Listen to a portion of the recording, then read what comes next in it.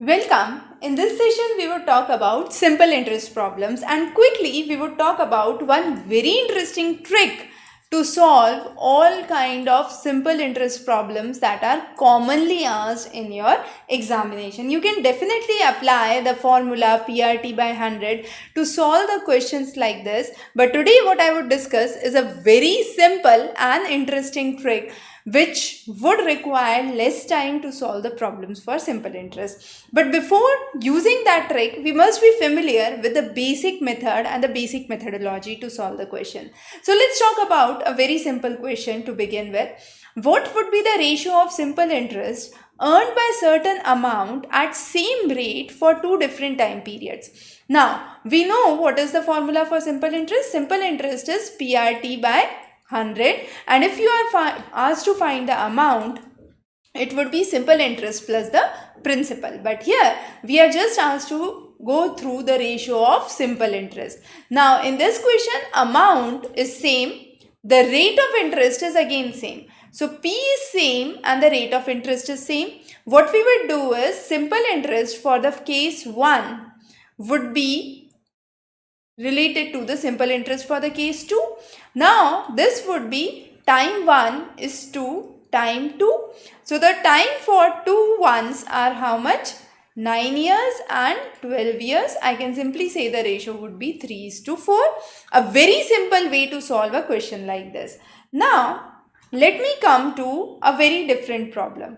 Here what I do is I take another problem. Let me just scroll down. Okay, so here is another problem. I won't solve this, just explaining you the concept for the same. Okay, so in this problem, there is a question that the simple interest on a certain set of, just a second, simple interest on a certain sum for a given time has a given rate, but it exceeds the simple interest on the same sum for a different time and a different rate and by a given amount. That means simple interest in the first case, case 1 would be equal to the simple interest in the case 2 plus 45. Okay, because it exceeds by how much? It exceeds by 45 as it is given. And here what is asked is we have the time period and the rate of interest. So in the first case we would have PRT by 100 and then again PRT by 100. We would use the given time and rate in this case and the given time and rate in the second case and solve the equation, and then we can calculate the same the sum. Okay, so that's a very simple way of solving this question. Now let's understand, before we talk about the quick trick for solving the problem here, let's understand the next question here. Okay, so moving to the next question here.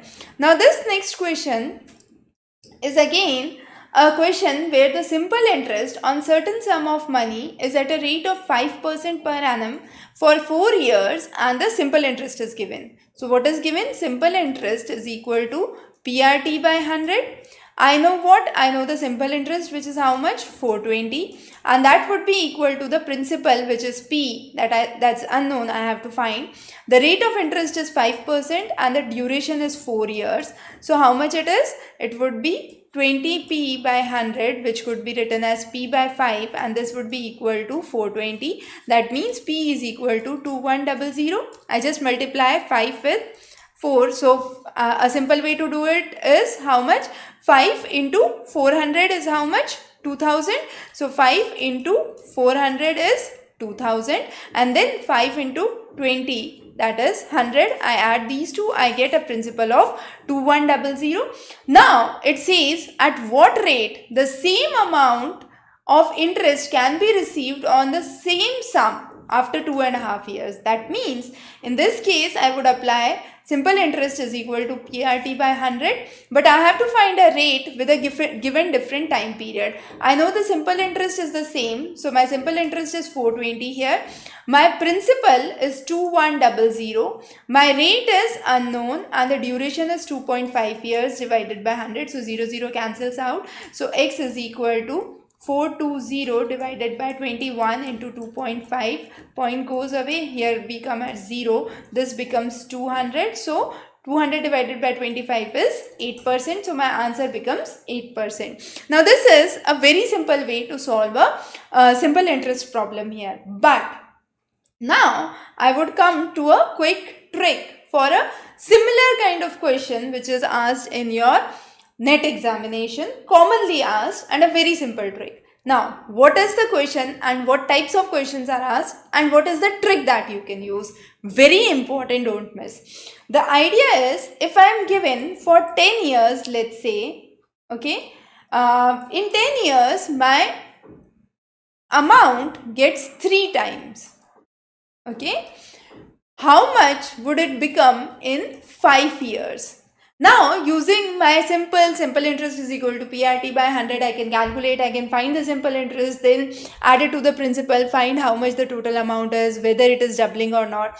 But we do have a trick here. What I do is, I create 2 columns, time and year. Okay, so 3 times in 10 years, how many times in 5 years? This is how you would write this whole thing. Now, once you have written this, do -1 and -1 on both the sides. So it becomes 2. This becomes x. Now, this 5 would be equal to what? This would be equal to cross multiplication, simply put. Okay, so 5 is equal to 10x by 2. So I multiply 10 with x divided by 2 and I get the value for x. So here 5 is equal to 5x. So here I can say x is equal to 1. But note, what is this x? This x is this value and I have to find out this time. So something -1 was 1. That means what is this something? This is 2. That means it would become 2 times in 5 years and I get my answer here. I hope you followed this trick. This short and sweet trick can actually create wonders when you are answering the questions related to simple interest. We have covered many such tricks on the channel separately. So go through that and you would definitely get an insight how to solve the problems on simple interest quickly. I'll just come back to this trick again. The trick is, given that you have certain amount for 10 years that gets doubled at a given rate of interest with a given principal amount, how much would it become in 5 years is what you are asked to calculate. So what you simply do is, on one side you write the time, the other side you write the years. So it become 3 times in 10 years. It would become how many times, that is question mark, in 5 years. You do -1 on both the side, do a cross multiplication, and then what you do is a simple calculation for this x.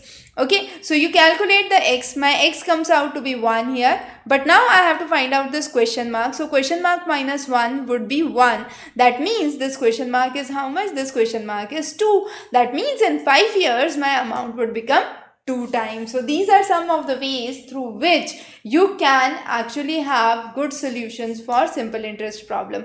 So on the website itself, you do have numerous practice questions. Now this was one of the questions that had appeared in 2019.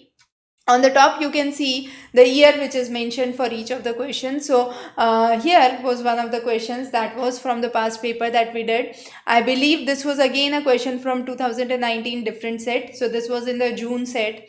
And then again, this was a question from the morning set. I missed the year which it was written as. Okay, so all of these questions that we discussed belong to past years. So once you are solving the past year papers, you do get an insight how to actually solve problems with simple interest. Very, very simple logics and simple tricks can create wonders, save your time for your second paper, and definitely this would create a remarkable difference when you are attempting your answers. So I repeat, the trick that we use is a very simple trick. The idea of the trick is very basic. If the question says the amount becomes 3 times, let's say in 10 years, how many times would it become in 5 years, and this can be calculated by a simple cross tabulation that we have learned in our very early years. And with this cross tabulation you can calculate. However, if you want, you can go through the simple interest PRT by 100. Using tricks for simple interest is relatively easier task, but when it comes to compound interest, these tricks can create wonders, because solving compound interest problems are easy, but they are time consuming. So to save that time, these tricks actually help you a lot. Wish you very good luck, and in case you have any questions, any doubts, you can feel free to connect back to us. We are really available for the guidance, and thanks for joining in. Wish you good luck.